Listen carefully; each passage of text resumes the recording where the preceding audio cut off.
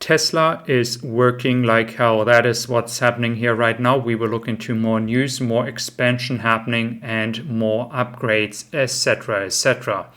As Q4 is starting, we have seen already quite some good news for the European market. We will look into that. But first of all, we look into the great news for Tesla when it comes to the dominance in the EV market. So clearly, without any surprise, the Model Y in the first spot, then the Hongguang as a mini EV. Again, it is not really the price target and price tag that would be very good in comparison with the Model 3 and Model Y. But again, when it comes to volume, in the second position, Model 3 in the third position. BYD right after that, but keep in mind this is as well with the hybrid cars. So again, we clearly see what's happening here in the EV market. BYD doing a pretty good job here when it comes to the numbers. So this is the base that Tesla is working on, and I think the difference between the Model 3 and Model Y is about to get even bigger, especially with Giga Berlin and Austin. So some people might think, well, what's happening in Giga Berlin? I will talk about that in a minute.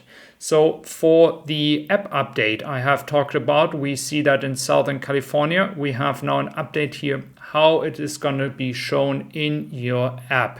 And this is actually good news. We have talked about that before. Different prices, different time, peak times, off-peak time, mid-peak time. I think that is a very good way to attract people going to a supercharger at certain times, saving a lot of money if they can and are willing to. So for the next topic, I like to discuss the carriers. We have the Danube Leader and the Glovis Supreme on its way to Europe. For Giga Berlin, I don't have any updates yet, a part of the news from the 2,000 cars per week yesterday, which is good news. Nevertheless, people from Norway, or to be honest, one viewer was sharing that with me. You guys don't have any delivery dates anymore in your app.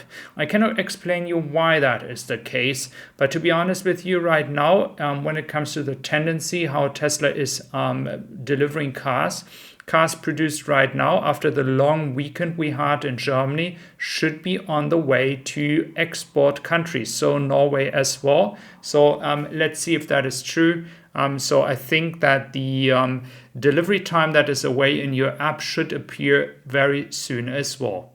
Then looking into Shanghai as well here for the Chinese National Day holiday. We have no disruption in the production, which is good news. They are paying 300% of the daily work salary to get people to work. And so this really shows that there is no demand issue. They wouldn't do that if there would be a lack of demand in China or in general. So between the 1st and the 7th October, and we today have the 4th October, Tesla is working in a normal manner here in the production side. And this is what we can see based on the two carriers that have already Tesla cars on their way to Europe. So again, these are already around about 7,000 to 8,000 cars, depending on the size of the carrier, which is sometimes very hard to figure out. But this is very bullish. So I believe that we could see VIN numbers for Chinese model already next week or end of this week. Then looking into the Model S and the Model X, we can also see that here we had close to a record quarter with 18,672 cars. There's also the rumor that Tesla is actually buying wheels with a trim for the Model X in China. So some people are speculating that the Model X could actually come from China as well. Again, this could help to get into the premium market, the very high-end market in China, which would make a lot of sense, to be honest with you, and as well help to export more cars to the European market. So again, I think the potential for the Model S and Model X is actually pretty high, higher than many people expect. And Tesla has still some room for the pricing if they really wanted to create new demand. When it comes to the Tesla stock, I'm just using here the German, so the European number, 254 euros.